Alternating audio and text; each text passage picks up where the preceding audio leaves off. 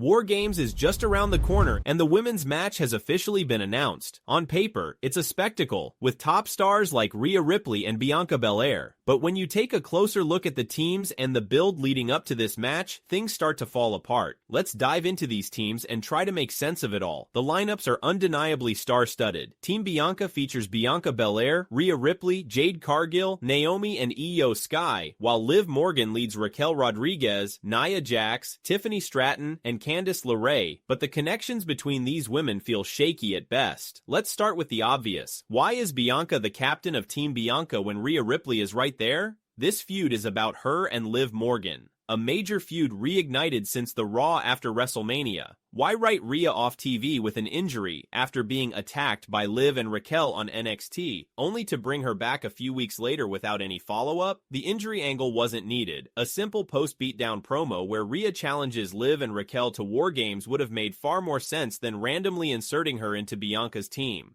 Now let's talk about Nia Jax on Liv's team. Just weeks ago at Crown Jewel, Liv and Raquel beat Nia using questionable tactics. Why on earth would Nia suddenly agree to team with them, especially in a match like WarGames? Add Tiffany Stratton to the mix, a woman who has been teasing cashing in her Money in the Bank contract on Nia, and it makes even less sense. Nia willingly steps into a cage with two of her enemies, and someone actively plotting against her? That's a stretch even for WWE storytelling. Speaking of Tiffany, her alignment with Candice LeRae has been inconsistent at best. They're technically part of Nia's faction, but they've spent the past few weeks bickering over who's the better partner. Now, we're supposed to believe they can function as a cohesive unit in one of the most chaotic matches WWE offers. And then there's Iyo Sky. Her inclusion raises even more questions. She's recently become the #1 contender for Liv Morgan's title, so she's suddenly a babyface. Even more confusing, she's teaming with Bianca and Jade, the same women she's been feuding with for the past month over the Women's Tag Team Championships. The sudden shift in alliances feels lazy and undermines the potential storytelling they could have done. At its core, WarGames should be about resolving heated rivalries or escalating storylines to their breaking point. But this year's match feels like WWE cobbled together the biggest names they could find to fill the spot. It's not about the stories, it's about the spectacle. Don't get me wrong, the match itself will likely deliver. With the talent involved, there's no doubt we're in for some incredible moments. But as fans, we want more than just flashy spots. We want matches that feel meaningful, like the culmination of something important. This year, it feels more like a last-minute decision to tick a box rather than an organic part of the show.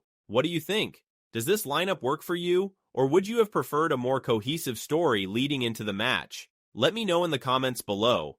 And don't forget to like and subscribe for more wrestling content.